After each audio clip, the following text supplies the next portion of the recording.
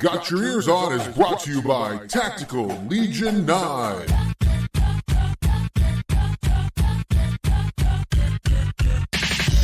All right, everybody, hello, and welcome to this week's episode of Got Your Ears On. Guido here along with Scoot. Give me my theme music. And Johnson.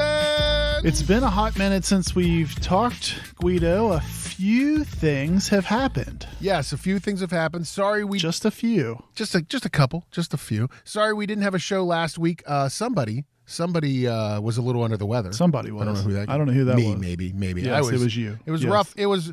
The flu went through the house. The flu got everybody in the house. The kids were down. The wife survived, and I slept in the room over the garage. So we know who the strong one is in the Guido household. She is the strong one in the Guido household. But Didn't have to tell me anything. yeah, Well, we're glad you're feeling better. We're back at feeling it this better. week. Yes, and a lot of stuff to go over that we've missed over the last 2 weeks.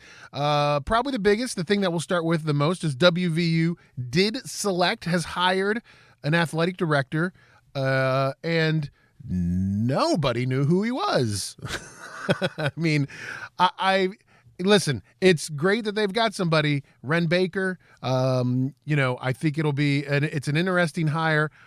I'm just going to start off by saying when they did the press conference, when they introduced him and Gordon Gee was up talking, I noticed one thing that the president said. He said, when we were doing the interview and me and Oliver and a few other people were talking to him, we were really excited about him. And you know what I heard in that statement?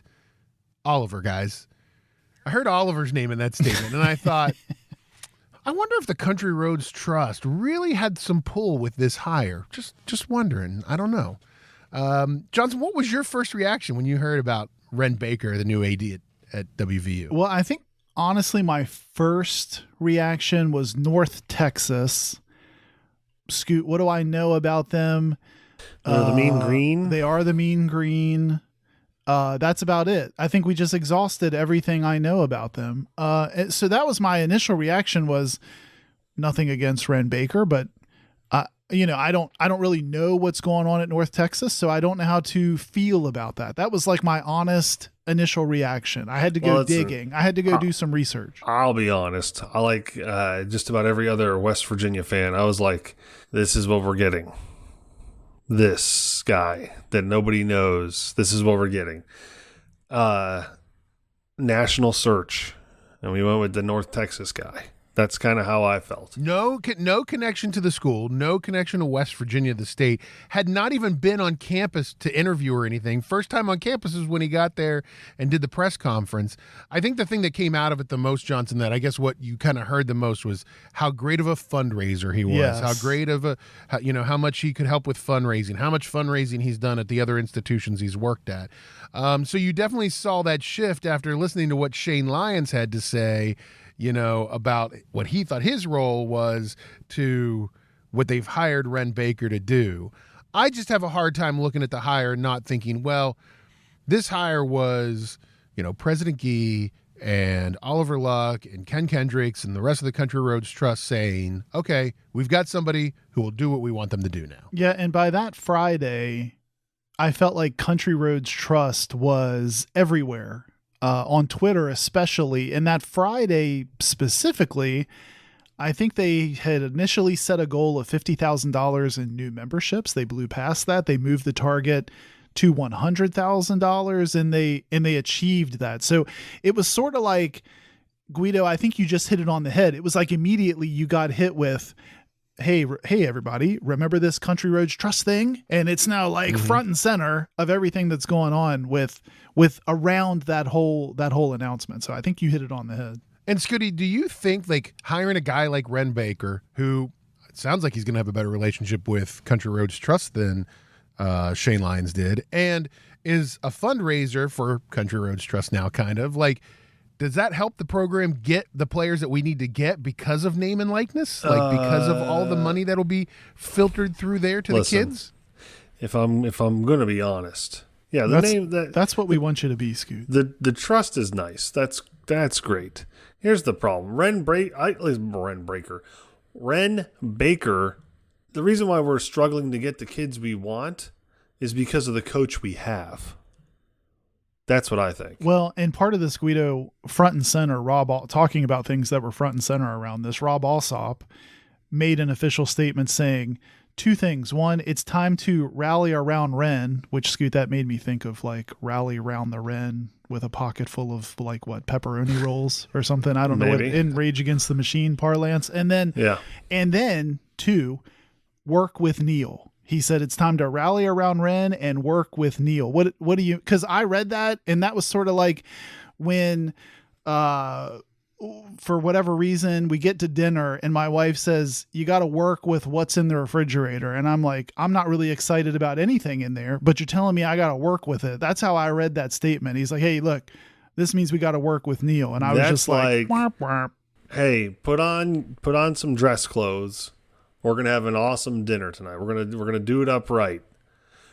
Go get that leftover pizza out of the fridge. Right. But do you feel like when they announced this, they had said all along, like Alsop had said all along, we're gonna let the new AD evaluate the head coaching, the football program, what all that. But it sounded like when they announced the hiring of Wren Baker that it was like at the same time they announced Neal Brown staying, and we are not going to have a new head coach. Yeah, that's the way I felt, Guido. I mean, I felt like the statement was, here's your new AD, and get on board with Coach Brown being here next season, because that's what we're doing. Scoot, that's the way that's the way I received that whole thing. When it didn't feel like it was Wren Baker's decision to evaluate anything. No, you're right. Yes.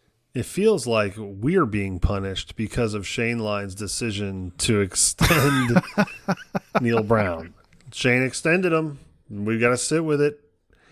We're going to get rid of Shane, but we still got to deal with what Shane did. What do you make of Pat McAfee on his show the next day, just sort of saying, hey, Wren Baker DM'd me. I haven't looked at it. I think he said something to the effect of like, haven't looked at it yet. Didn't want to leave him on red, but he's reached out to me. I thought that was kind of cool. I like that. I think he's got to hit up Pat McAfee. He probably needs to hit up. He's got Bruce a list, Irvin. right? Yeah, right, I mean, hopefully he's got to a hit list. up a bunch of these guys, probably Johnny West, some of these guys that have got an impact somewhere else in the different athletic spheres that they're in. So yeah, I agree. That's good. That's a good move on his part. That's going to win over some favor. But ultimately, like, before we get all crazy about Neal Brown and supporting him, let's just stand back and take a look at what we got.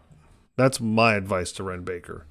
Well, and in all seriousness, though, Guido, I think that I said I had to do some so to answer your question from the top, you were saying, what did you make of that? I had to do a bit of research and just going through a cursory, like, what are people saying about this on the North Texas side?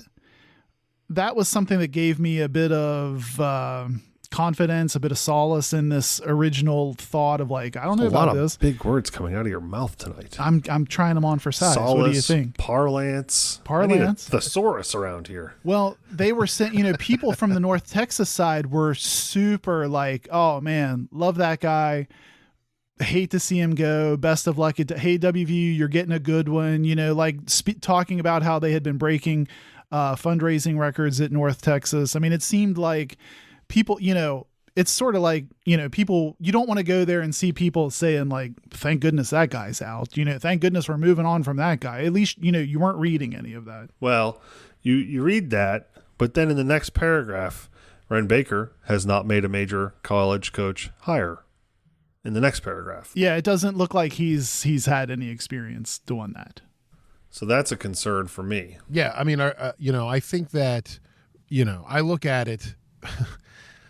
I really looked at it as a situation where Shane Lyons, I think, stood his ground. I think Shane Lyons stood his ground. He may have made a bad decision with the contract extension. So you're saying puppet? Yes, I think that Wren Baker's being brought in to be either, like I said, the guys at the Country Roads Trust, President Gee. I think there's a lot of power there that they were looking for somebody that was like going to be on their side, like going to be their guy, And I don't think Shane Lyons was their guy. I mean, that was obvious from the Hoppy Kercheval interview. And, I think it was one of those situations where they wanted somebody that they can control. And I guarantee you, like you worry about the hire, and I worry about the hiring of a football coach. Let's say everything we think is going to happens next year, which is we win 4 games and they get rid of Neal Brown next year, right?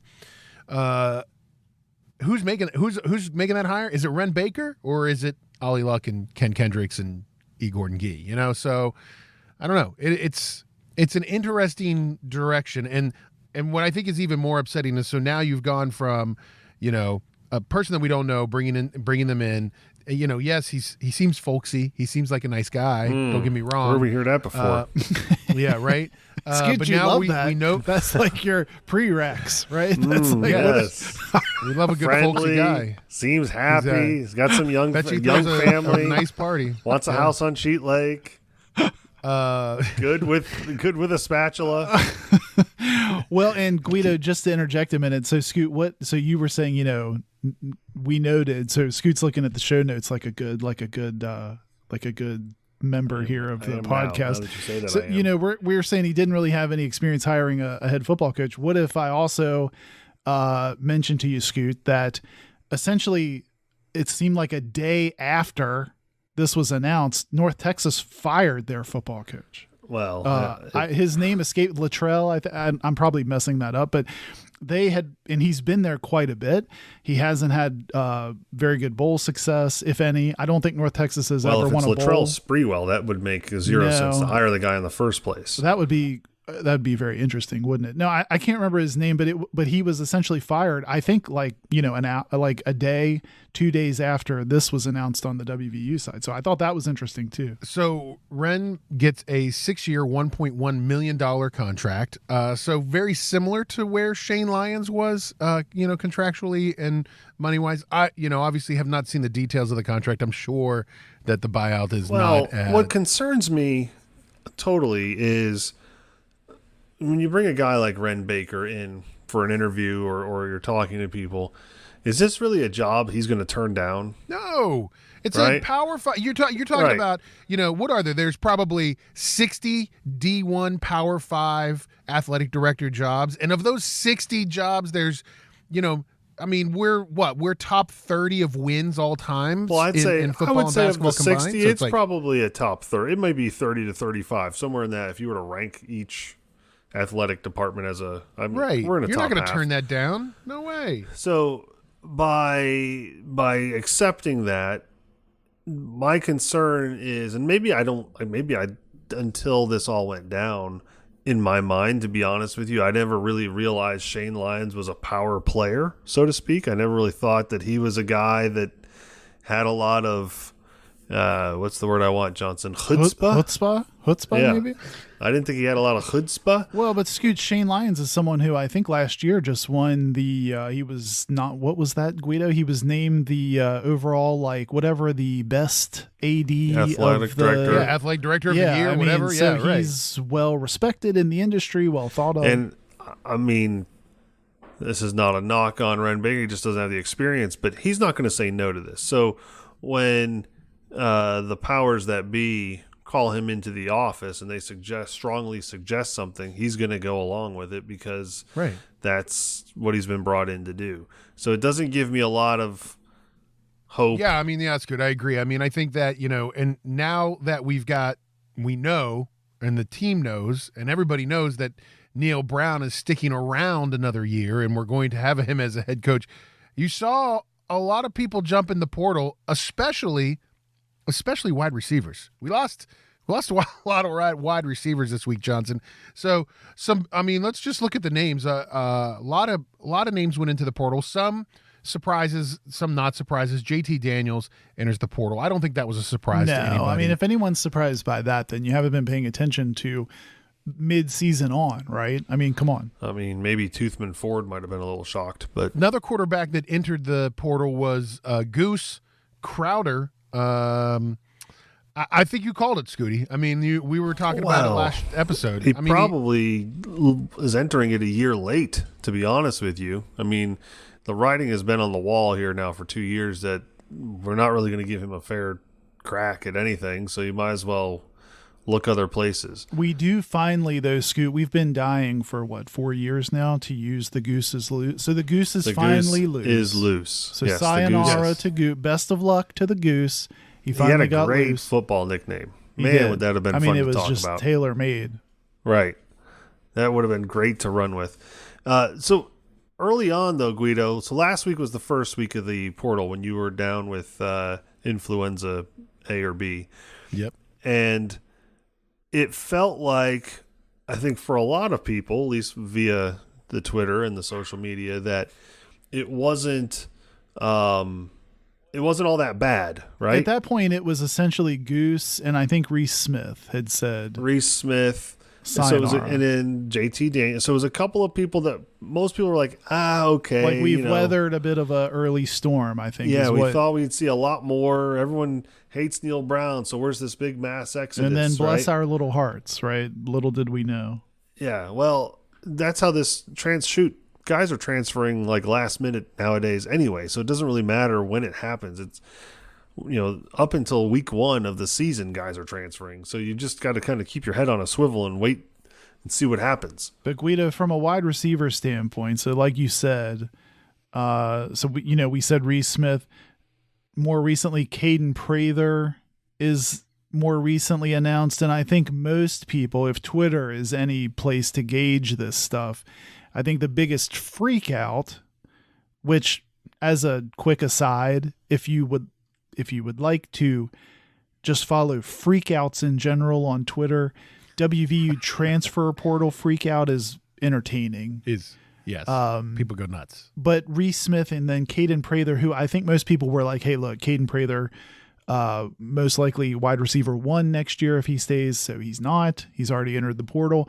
That was on the heels of Bryce Ford Wheaton and then Sam James throwing their hat into the NFL draft ring. So all of a sudden, Scoot, the wide receiver room quickly, we're back down to sort of where we were over the summer when we were all sitting here saying, well, who's going to catch a pass for WVU? Now you're down to resetting the board on wide receivers. Yeah, well, this to me sounds like the re-recruitment maybe didn't go as well as they had hoped. Because I think there was some talk of, hey, now we have to re-recruit. Now if you guys would leave Neal Brown alone and let him retain his team and his staff and let him keep those highly touted recruits, we can't say negative things about Neal because then we won't get anybody to stay. But I don't even know what to think after this season and after getting kind of what we expected, right? Like we got kind of what we expected this year. And I think that we're going to go into next season expecting the same, if not less.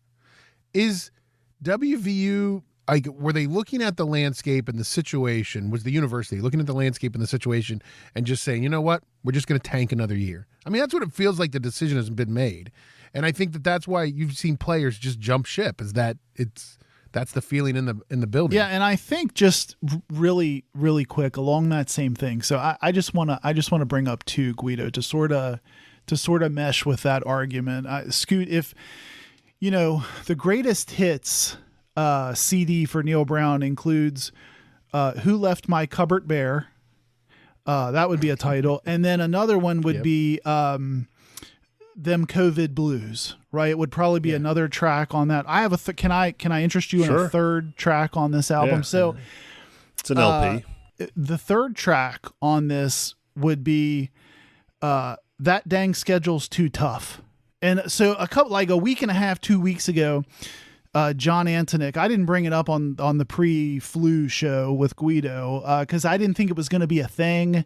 And then when you're like, well, that's never going to be a thing. And then on Twitter, it this groundswell of thingness happens, and then people are like, that's a thing. This is the new thing, Well, John Antonick put out some tweets about ranking schedule strength, and I like John Antonick's stuff. I mean, Guido, we've been reading John Antonick's stuff since it was MSNSportsNet.com. You know what I mean? Like 20 years now, probably. He's kind of like the noted historian of the WVU sports website, and he was kind of putting out there like, I think he had a stat that they had, I think, the 31st ranked schedule in all of college football, hardest schedule. And in conference, it was one of the hard, ranked as one of the hardest, and so most difficult.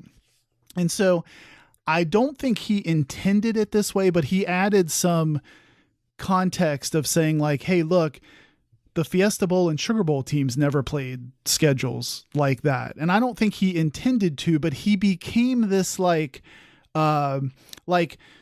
Pied Piper through the streets, Scoot. Like you could see all the little climb trusters came out of the woodwork. Like a brother John has something to say. Who goes there? And they're like, and then he's like, hey, the schedule's been really hard this year. And all the climb trusters were like, yes, we have a new reason. Put it up on the board. I feel like if this were Fraggle Rock, they're a bunch of dozers. Yes. Well, I think the other thing was, and then you had on the heels of all of that too, Johnson, you had President Gee who said we had one of the toughest football schedules in the country. The fact that we've gone 5-7 in a very competitive environment is something I take a lot of pride in. Takes a lot of pride in, Scoot. So that's when you know the thingness has reached full thing. Like that's where I saw John's tweet, and then I saw the groundswell of discussion. I was like, that's never going to be a thing.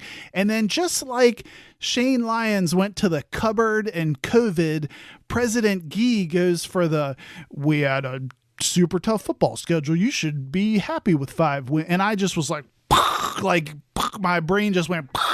I saw that tweet. Wesley Shoemaker, who I think writes for the DA, I saw that tweet go out of quoting the president, and it's saying that 5-7 is something that he takes a lot of pride in. And I just thought about Scooty. I just thought about me Scooty. Too. I was like, West Virginians being West Virginians. Well, we can't do any better. We should be happy with 5-7. Scoot, now you've got Cupboard Bear. COVID was mean, and now schedules are hard. It's disgusting. It really is disgusting. Scoot, if you're this was my thought. Scoot, you have kids, so we all have kids. If your kid comes home with his or her report card, and says, Dad, I got 2 C's, 3 D's, and an F, and you're like, what? And they go, hold on a second. The classes were really hard. And you go, obviously, Scoot, your reaction would be, you know what, well, son or daughter, I'm actually very proud of you. I hope to see this next year from you. That's exactly what you would say, right? Yeah. Well, to play out that analogy, here's what it is, right? Well, in middle school, they never taught me this stuff. So that's the cupboard is bare.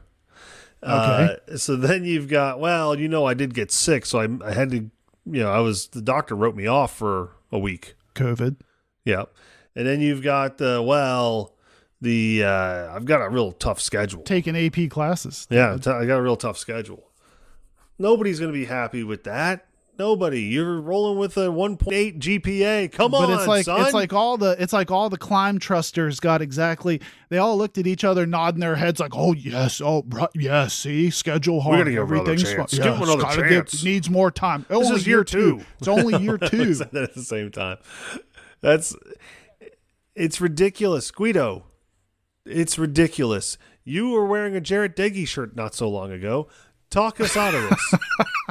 No, I don't think I can. I mean, you have brought me to the dark side. I'm already predicting 4 wins next year. It's not. I am very upset at the state of. Will we beat Duquesne? Who are we throwing to? I don't think there's anything that's a lock. I didn't even know Duquesne. As a quick aside, I didn't even know they had a football team. Honestly, I'm being honest. I don't think I knew they had a I mean, football I team. certainly know them from A10 basketball and everything over the years, but I didn't know they played football. Here's the thing, guys. Not so long ago, I played some flag football. Yes, I was a pretty decent receiver. Okay. They might need. I think I can offer. I'm 6'4", got a nice frame. I run some good routes. So to come full circle though, Guido, like you were asking me about wide receivers. We talked about Caden Prather. Not to be salty, but do you blame them? Are you surprised? I mean, does Caden Prather want to be like? I mean, number one, if you're not tired of the quarterback up in the air all the time. Do you want to come back next season and catch 42 tunnel screens? I mean, like, why are you? No. I mean, I don't blame him. Which coaches do you think are more of an influence, right? Is it the head coach situation? Is it your position coach? Because if I'm Neal Brown, I mean, I would say it's your position coach. I would say if you're a wide receiver, you're with your position coach the most.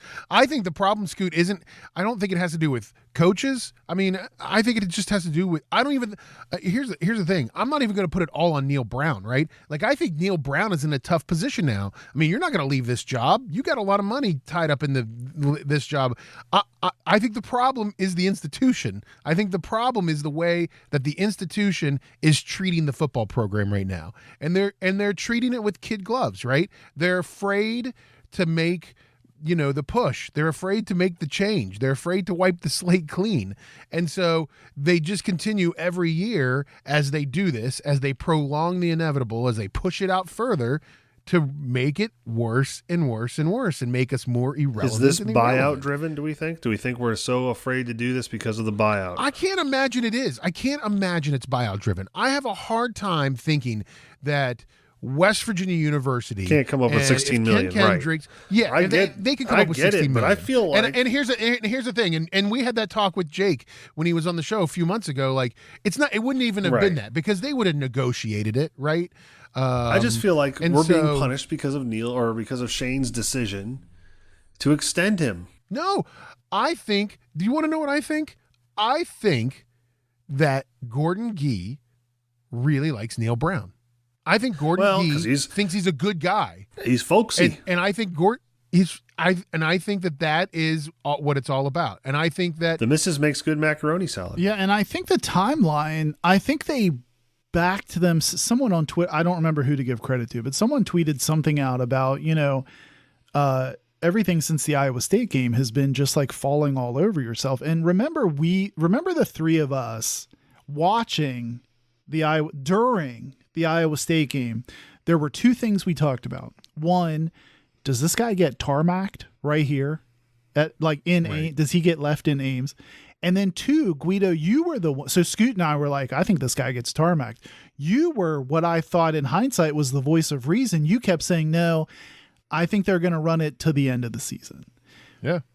They've done neither option A or B. It's so like I don't really. They're just going to run it back. They're just going to run it back. Look where we are. They're just running it back. So I don't know if they sort of timelined themselves to a point where they were like, do you think it became even if we wanted to make a change, the timeline is so weird now that we just need to hire the new AD and then let her roll next year. I think they can make a change anytime they want to make a change, right?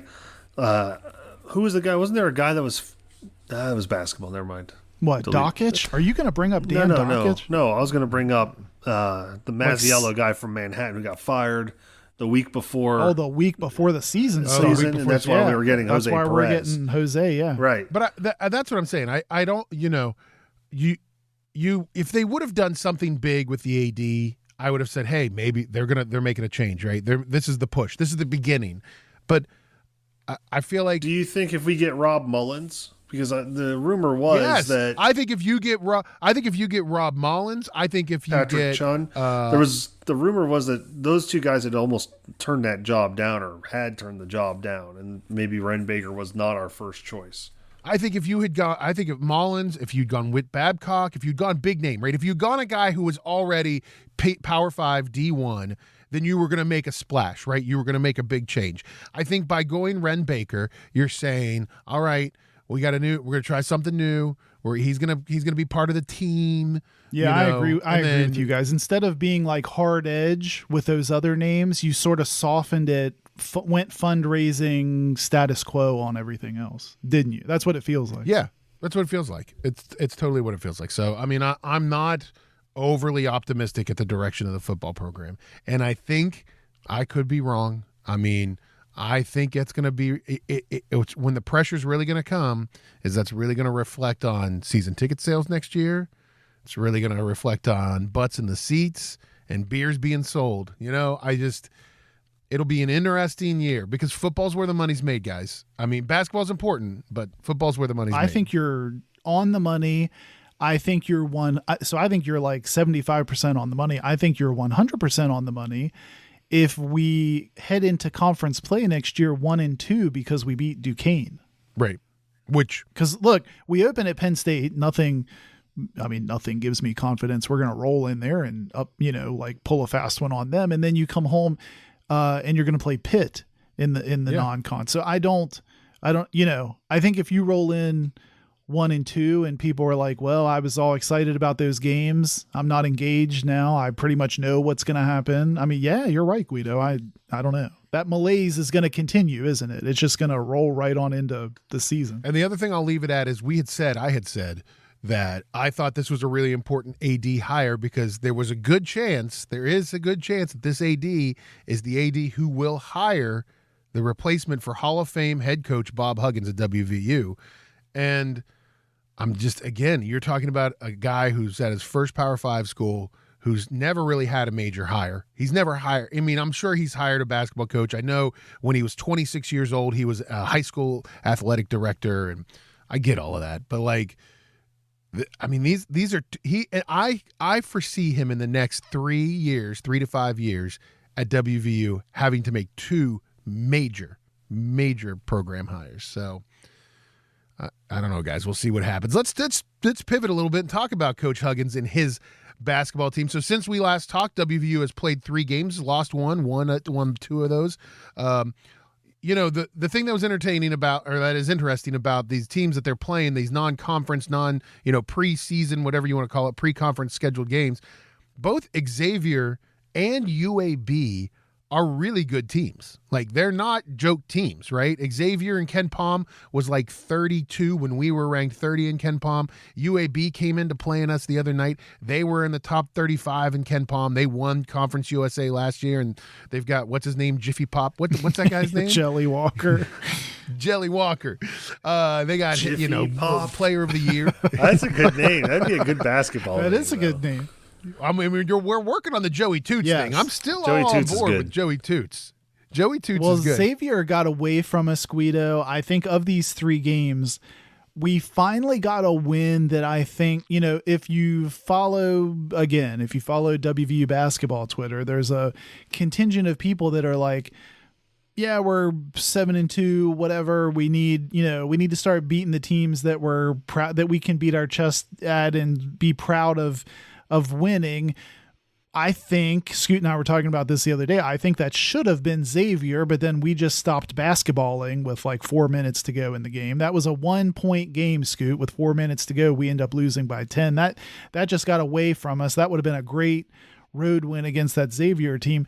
They take care of business against Navy. Some little kid cooked us for like 20 points in that Navy game, by the way, if you remember an Italian name. And then this UAB at home, I think you finally got a win where you're like, okay, that like Guido said, UAB is going to win their conference going away. They're going to be an NCAA tournament team. That's a solid win.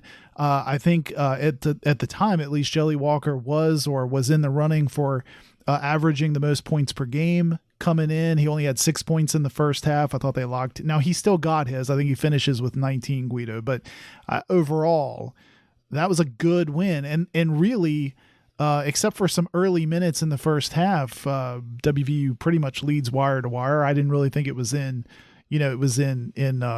question very much. So I think that's finally a good win. People can say, okay, there's last year what did we go in, Scoot? We went into the conference, like 10-2, something like that. And 13-1 or something. People were clamoring, why aren't we ranked? And we were sitting here talking like, well, are there quality wins in there? We weren't sure. I think this squad asserting themselves, and I'll be honest, Guido and I were talking pre-show, Stevenson doesn't have a great game. I think he only plays 16 minutes in this one, but they get it done. Guard play is terrific, and that's a quality win. Well, I'll say this. I do think that we're starting to get a clearer picture on who's rotating in and who's not rotating in. It looks as though it's going to be 3 centers. We start with Jimmy Bell, then we go to Mo Wagi, and then if that's not working, then we go to Okonkwo. The problem with Mo Wagi is he can't like get out of his own way. And don't you think, you and I were talking about that, Scoot, when Tunka's not on the floor, it's sort of like let's see what happens. It's not. Yeah, it doesn't feel good. In this UAB game, Mo Waggy plays 8 minutes, he fouls out. Like, that's crazy. That's insane. Yeah. That definitely I don't think is what Huggs was looking for. And he made the comment during the Xavier game. He didn't feel like Mo was even there in that game. So lately, I mean, look, we watched the other early games. Mo Waggy can definitely play. We've been impressed with him, but here last couple games, especially here at UAB, if you have to take Jimmy Bell off the floor, you can't have Mo Waggy, like having a foul per minute when he's in the game. Scoot, I would ask you what you thought. We haven't talked a lot about James Okonkwo, but I thought he gave us some really nice minutes given what he was asked to do. I don't think he expected to be playing, 10, 12 minutes, but with Waggy and foul trouble, I thought he gave us some really good minutes. Well, he did. My concern will be when we face some of these like super big teams. We're not going to see a bunch of Zach Eady's like we did at Purdue, but when we come across some 6'10" or taller guys, that's where Okonkwo, I think he's only really 6'8" or so. And that's where we start to see it. And he's not really polished, especially on the offense. He kind of had a head wreck with someone in this game, like UAB's big, went to run up the floor, and he and Okonkwo had like a cranium collision, like about half court, and the guy had to leave the game, and Okonkwo was like, "No, I'm good." And I just thought he won like the head hardness showdown in that game. Like the Ram showdown? Right. Headbutt challenge. Showdown. I will say, like, you watching this team, though, you definitely see it in that position. You definitely see that, Jimmy Bell is the real deal. Defensively, he's down there. He's strong. He's not afraid of anybody posting up against him. He owns and Guido, the paint. I don't even care if he scores, honestly. No, we don't need him to. No, I don't either. You don't need him to. I mean, especially when, and like, I'm going to knock, somebody knock on some wood for me? Because especially when Kedrian Johnson can actually play a game like he did against UAB, then you're like, okay, that really opens up. When the guard play is going really well and the rotations are good, that really opens up for Jimmy to be able to do what he does down there. Here lately, we've seen the combination of Kedrian and Joey Toots, and it's not been bad. No. Mm-mm. And Joey Toots, I think it's the opportunity that he was probably lacking in Iowa. Guy averaged like 4 points a game in Iowa. He's probably averaging, I don't even know, Guido, you might have it in front of you, but he's probably averaging close to 12 for us, 10 to 12 a game now for us. That's, not what we were expecting. Not what I was expecting. I think that, and on that UAB game, definitely watching it, and you see Eric Stevenson struggle in that game, and you look at that game, you go, man, if Stevenson had played a game like he had been playing, if he played a game like he played in Portland at some of those games, we would have won. We would have beaten UAB by 25 points. Like if it's one of those things, and I don't know what it is about basketball. Maybe you guys can educate me. I never played that much, but like it's one of those things where like I never can figure out why can't all of them click at the same time. Like why can't we? A lot of it's matchup. One or two. Well, and I like that we don't necessarily need it all to click. Like Scoot, we had noted that Huggs said Emmett was kind of the rock of the team coming in. In this game, I thought he sort of calmed. Like when they needed something, he had three threes early. He just sort of kept everything even keel. He made some huge shots. So the scoring was, across the board, pretty even. And he was aggressive, Emmett. He was trying to get to the basket. He's been aggressive. I feel like he's been aggressive, Emmett. Yeah, me too. I love that. I mean, and Huggs, Huggs, for the most part, is pretty high on the team. I mean, I know, he's Huggs. Well, he's definitely Huggs, but he's been more supportive of this team as he, you're not hearing the things that he was saying. I think he recruited these guys more so than the last group. I really do. You're not hearing Scooty. You're not hearing him say, "Well, these guys don't want to be here. They don't show up. They don't practice." You're not hearing that stuff. You're not hearing, well, only one or two guys, and he would name the guys that would actually show up, and the rest of the team was not being named and getting ticked off. And I think it's a team that doesn't care who scores. That's another thing that last year that wasn't the case. Like we definitely had a guy that wanted to score the entire time.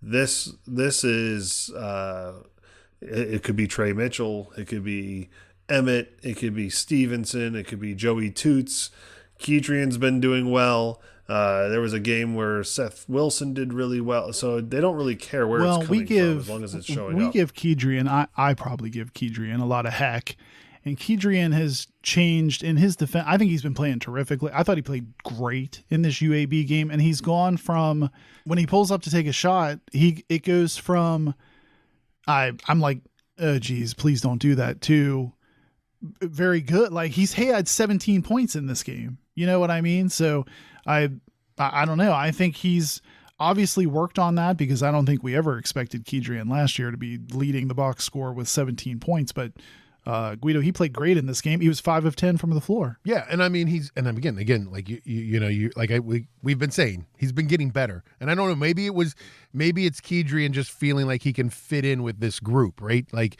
I mean, they don't get a lot of time before the season starts to practice, so maybe that's a lot of what it is. And it'll be interesting to see, but I think we've got our starting five. I think we know what we're going to see out on the court most nights. I think we know who we're going to see in first. We know what the rotations are. I mean, we've got 2 games left. We've got 2 of these, like, pre-conference, easy matchups. These, especially these last 2, kind of easy, with Buffalo and Stony Brook. Buffalo on Sunday the 18th. That's on ESPN Plus at the Coliseum. Stony Brook on December 22nd, Thursday before Christmas, also at the Coliseum. Then it starts the 31st, New Year's Eve. We travel to the Little Apple and we play against K-State to ring in the new year. So then we go right off and into it. And the Big 12, Johnson, is still, I mean, we're going to see what happens with Texas. So breaking news today, Chris Beard gets in what sounds, at first I was going to say a little bit of trouble. Does not sound like it's a little bit of trouble. Sounds like a lot of bit of trouble. Sounds like a lot of bit of trouble. Chris Beard, apparently altercation, strangling a family member at home in the middle of the night. Police called.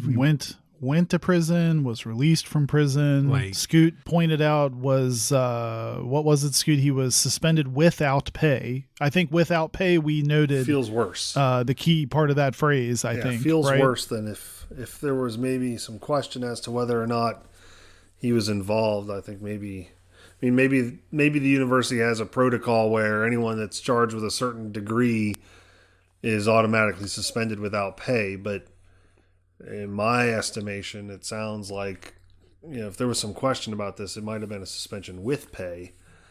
The without makes me wonder, maybe there's a little bit of meat to the allegations. So obviously, UT playing this week. He's not on the sidelines right now. Texas probably is the number 1 team in the Big 12. They're ranked 6th in the AP poll. They're 4th in Ken Pom.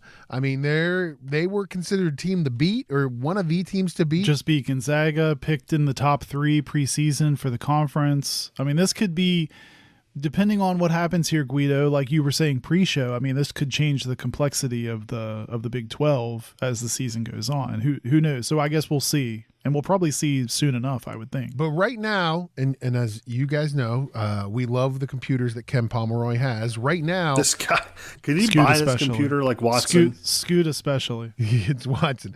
Right now, though, West Virginia is the 4th ranked team in the Big 12 right now. You've got Texas, Kansas, Baylor, and then West Virginia in that order for power rankings.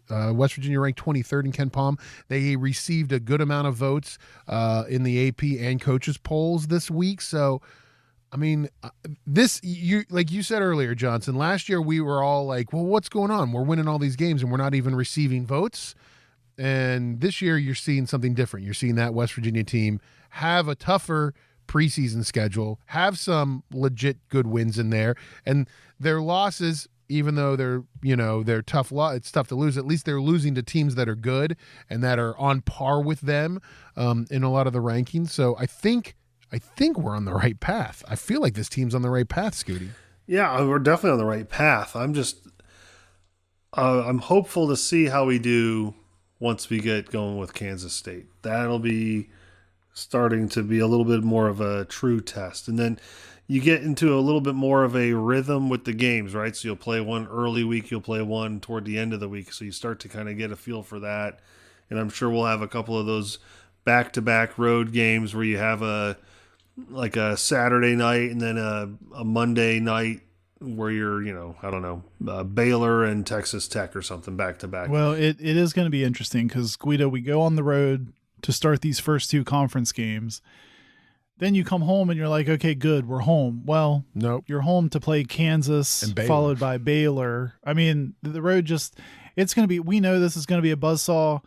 It's going to be tough. I'm just hoping we, I feel like the glimpse we've gotten so far of this team lends me a lot more confidence than where I was with last year's 4-14 in conference team. I don't know.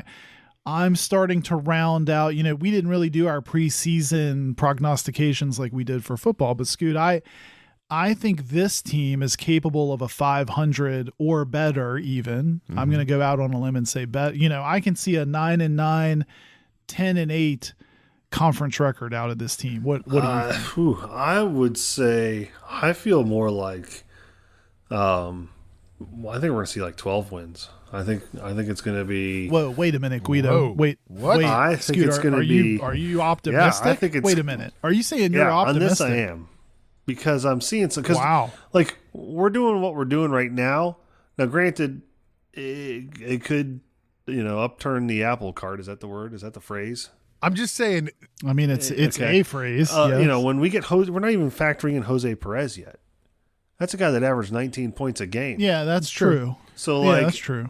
If Stevenson's not doing well, if Trey is out, we've got another guy that's been there, done that. Yeah, but you would agree though that defense and rebounding has been fair to midland, is how some people might call it. Well, it's because of our size. I think it's because of what we're working with, like 4 guys out and 1 guy in, and the 1 guy in, if it's not Tunka, it's a little bit dicey. I would say though, and I'll look going into the season. I would say that our rebounding, our defensive efficiency too, but our rebounding is definitely better than it was at this point last year. We are definitely a better rebounding team than last year's team was. I mean, I just think it's impressive, Scooty, that you think a team that won 4 games in conference last year is going to win 12 games in conference. I think it's a noticeable. The other thing we were talking about the away, or I guess we weren't. It was me that was talking about the away games in your head. What I also think is different this year than last year. You got to think we had probably somewhere around 5 or 6 guys last year's team who had never made that kind of travel for an away game, right? So you're looking at guys that played mid-major, and you're looking at high school guys from the year before. Like, yeah, that's a good all point. of a sudden, you're flying from Lubbock to, where's TCU? Abilene? Is that where that is? Yeah. Well, you're Fort Worth, but you're not taking a bus from. It's not an hour trip, or it's not a 15-passenger van. I know what you mean. That's a good, and so now you've got like the Trey Mitchells and Emmett Matthews, and you're playing in bigger arenas. They know the gig. Yeah, they know. They've all played in those big places. Yeah, definitely. So we'll see what happens. West Virginia plays Sunday, December 18th. That's next game. It's on ESPN Plus, so get out your quarters to buy it. That's a 5 p.m. tip-off. A lovely Sunday 5 o'clock tip-off. Where is this schedule, by the way? The tip-off for the UAB game was a 6 o'clock Saturday. We got a Sunday 5 o'clock tip. Like, crazy times. It's ridiculous. Anyways, that's on ESPN Plus. Guys, we got a few minutes left. I want to talk about a non-WVU thing. I know there's stuff to talk about, but I have to get Scooty on this. So we talked. We briefly spoke about Scooty's favorite head coach last episode, but Scooty's favorite head coach now has taken a job. Coach Prime ends up going to Colorado. I just want to talk about the team meeting. I want to get your guys' opinion on Prime. So if you haven't seen it yet, it's on YouTube. It's got like 5 million views by now. It's like, it went crazy. Coach Prime, first day on campus, walks into a closed team meeting, by the way. It was a closed team meeting. He walks into it and, like, ridiculous. He was like, I'm coming and I'm bringing my luggage. Listen, like, it was crazy. I liked it. I'm going to tell you why. I liked almost everything about it. Okay, first of all. Did you really? What did he come into? There's some music playing. Do you know what song was playing when he came in? Well, He and his no, I giant. don't. He comes in with an entourage. He has like 16 Yes, cameras. Cameras. Yeah. A guy holding a boom mic. Yes. It's like You know everywhere what song he it goes. was? Right. All Eyes on Me by Tupac. Like, that's great. Like, the symbolism is great. Now listen, if you go into a team meeting and you're meeting your team that hasn't been winning, right? What were they? Right. 1 in something? Yes. 1-11 this year or something? 1-11. I think they yeah. were 1-11. 1-11. Yeah. So the culture is obviously not great, right? And you could say that the coaches were great people or whatever, but the winning culture is not there. I think they had like 2 winning records or 2 winning seasons in the last 20 years or something was the stat I've it's read. ridiculous. So he came in and basically said, listen, a lot of you guys aren't going to be here when we get ready to play. And that's the truth. He said he was bringing some luggage and it's dogs Louis. with him. And they're dogs. Yes, he said it was Louis. Yeah. Yeah. They're dogs. And then they're going to hunt and they're going to eat.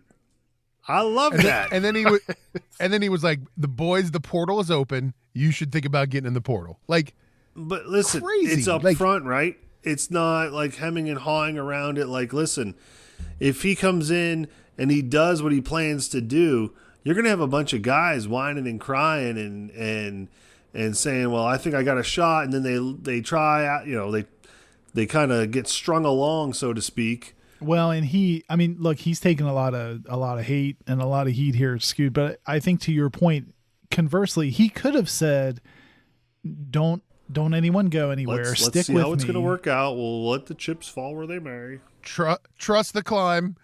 Trust the climb." And then having no intention of playing it. So I don't know I think, to your point, maybe it's better to just be upfront and say, hey, look, none of you jokers are getting on the field. You might as well try your hand at the portal. Well, it's complete opposite of how WVU's administration is working. We don't want to move the coach because we're kind of worried about that recruiting class that he's got coming in. These guys that he's really looking forward to. We got a couple of 4-stars coming right in. Well, that doesn't bother Coach Prime. He'll find the 4 stars. If you look at and he already follow has, social media, right? Oh man, people are flipping left and right. He's got 4 and 5 stars reaching out to him saying, "Hey, listen, I know you haven't recruited me, but take a look at my film. I'm interested." Who did he flip from A Notre guy that Dame he this was week? Kansas's player of the year in high school. He was like Notre Dame's top recruit, he's gonna go to, I think, right? He's going to go to Colorado. And now he's going to Colorado. Well, are you kidding Did me? you hear within the first whatever it was 24 hours of the portal opening or being whatever that there were over 200 students in the portal that reached out to Colorado in like the first day, 48 hours or and whatever. he's bringing Shadur, and Shadur is in some publications a preseason Heisman watch. Heisman, But everyone's trophy. like, fine. I'm Yeah, reading they're stuff. already. Well, he's an FCS quarterback. The dude got recruited by every major program. He went to Jackson State to be with his dad. That's the only reason why he's at Jackson State. Otherwise, he'd be at a major program. Well, I don't know if it's going to work or not, but it's going to be wonderful theater while it lasts. I mean, I don't know how it's going to go. You but think Chandler Shamedo stays in I think Colorado? he's out of eligibility. Otherwise, I would. Oh, is I he- think he is is he running done? dry. Is he out of- He's probably ticked that he got there the wrong year. He's like, son of a, could I not have redshirted something or done something to get another year? I mean, it just is. It's an And the interesting facilities thing. are amazing. It's not like the it's facilities are nice. I just dump. Well, look, I went to Colorado in 2009. When did WVU play out there, Guido? I think 2009. Yeah, that sounds We about lost. right. Yeah. It was kind of a heartbreaker game, but we had a wonderful time. Boulder's amazing. It's a cool place. They run a 2-ton buffalo around the field at like 52 miles an hour, and they put it like they take him off a truck and back up on a truck. It's crazy. The whole scene is cool. I think if you add Coach Prime in the mix, they're going to have a cool scene there. I mean, it's like I said, I don't know how it's going to go, but it's going to be wonderful theater there. How do you feel though about like when did he take the Jackson State job? 2 years ago? He went to Jackson State. 3. Has he been there 2 years? Or 3, I think. 3 years. I think it's 3 seasons. Yeah, But he had said that when he took that job, that like, well, I'm here because I want to make, Jackson State. I want to make HBCU. I want to make it important, football important. What do you feel? How do you feel about him like leaving that? So, I, of course, am the Coach Prime aficionado here on the staff. You are the Coach we Prime. lean on you. I've done some research. Yes. Apparently, Coach Prime, when he took that job, had been given some assurances from the school, and the school did not deliver on a lot of those assurances. Oh yeah, I read this. Like beyond a certain threshold of ticket sales, he was supposed to get a percentage or something. And there were a he few was also things. supposed to get a TV deal with the school, with the football right. program, and that never came to sounds fruition. like none of that materialized. He paid out of his own pocket for a lot of the renovations to the football facilities. He was feeding the team. That came out of his pocket.